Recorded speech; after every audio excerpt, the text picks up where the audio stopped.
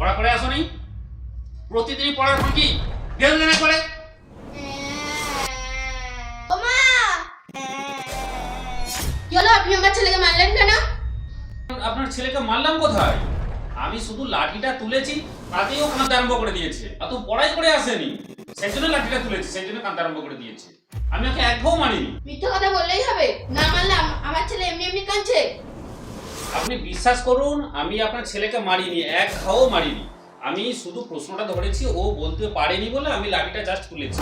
তাছাড়া বাচ্চাদেরকে একটু শাসন না করলে ওরা পড়বে না। ওই ভয় পাচ্ছে না একদম। ও কোনোদিনই পড়া করে আনেনি। আপনি জিজ্ঞেস করুন আপনার ছেলেকে আমি ওকে এক ঘাও মেরেছি কিনা।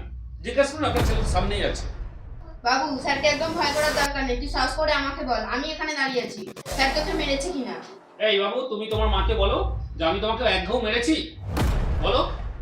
না মা, স্যার আমাকে একটাও মারেনি।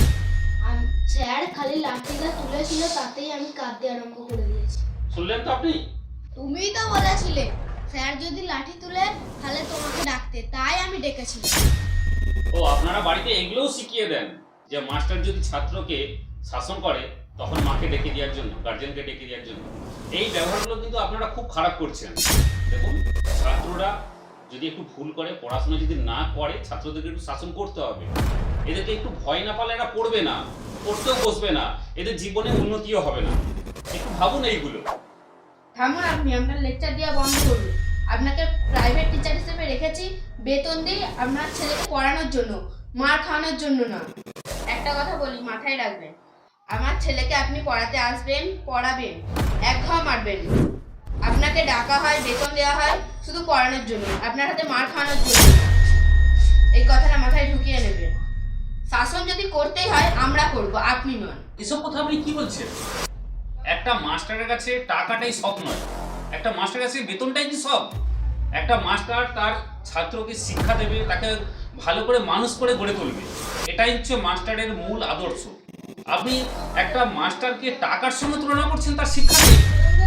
দেখুন, আপনাকেও আমি একটা পরিষ্কার কথা বলে দিই, আমি যদি পড়াতে আসি, আপনার ছেলে যদি পড়াশোনা ভালো করে পড়ে তবে আমি পড়াবো, এবং যদি প্রয়োজন পড়ে আমি তাকে শাসনও করব।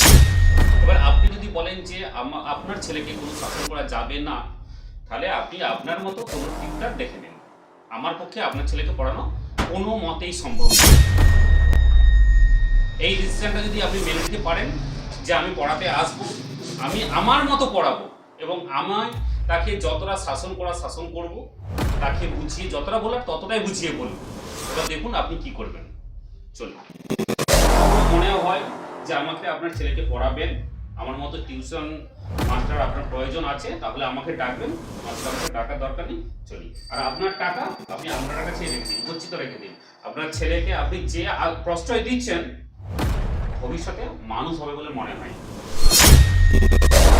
আমরা সবাই প্রায়ই বলে থাকি যে বর্তমানে শিক্ষার হাল একেবারে শেষ হয়ে গেছে।